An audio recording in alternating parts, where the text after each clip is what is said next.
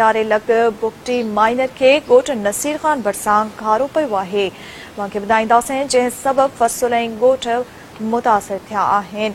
पीरोमल लग बुगटी माइनर के 5 फुट घारो पवण सबबि फ़सुल ऐं ॻोठ में पाणी दाख़िल थी वियो। इतला बावजूद को बि आबपाशी अमलदार घारे हंधि न पहुतो। ॻोठाणनि मुतालबो कयो त घारो बंदि करे वधीक नुक़सान खां बचाए वञे। अहम ख़बर का आगाह कंदासीं। कंडियारी लग बुगटी माइनर के ॻोठ नसीर ख़ान भरिसां घारो पियो आहे, जंहिं सबबि फ़सुल ऐं ॻोठ मुतासिर थिया आहिनि। पीरोमल लग बुगटी माइनर के 5 फुट घारो पवण सबबि फ़सुल ऐं ॻोठ में पाणी दाख़िल थी वियो आहे।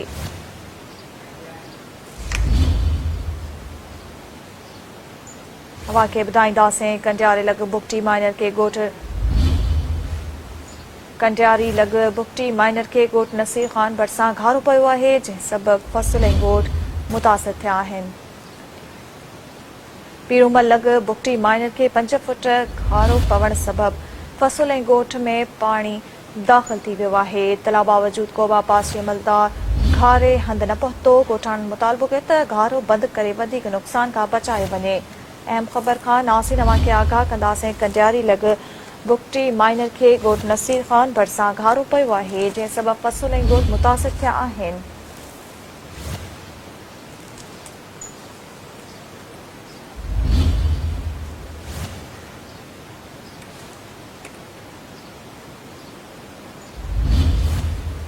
नासिर अहम ख़बर खां आगाह कंदासीं। कंडियारी लग बुगटी माइनर के ॻोठ नसीर ख़ान भरिसां घारो पियो आहे।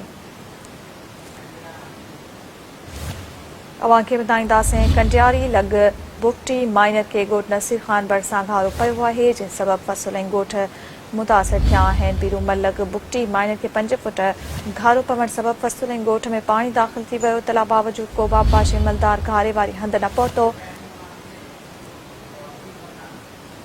जा वधीक तफ़सील मालूम कंदासीं। टेलीफोन लाइन ते असांखे जॉइन कयो आहे सिंध टीवी न्यूज़ जे रिपोर्टर अकील वसाण। जी अकील वसाण, कहिड़ा तफ़सील आहिनि?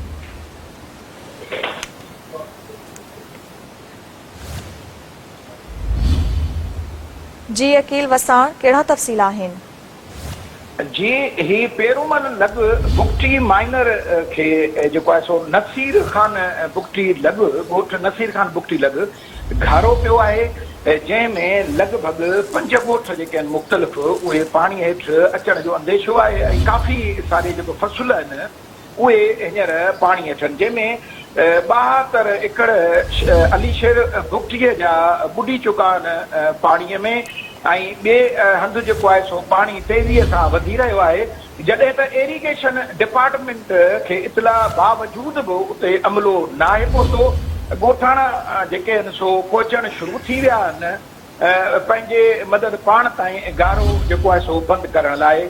इरीगेशन जो को बि अमलो अञा ताईं न पहुतो आहे। जी, महिरबानी अकील वसाण तफ़सील ॾियण लाइ।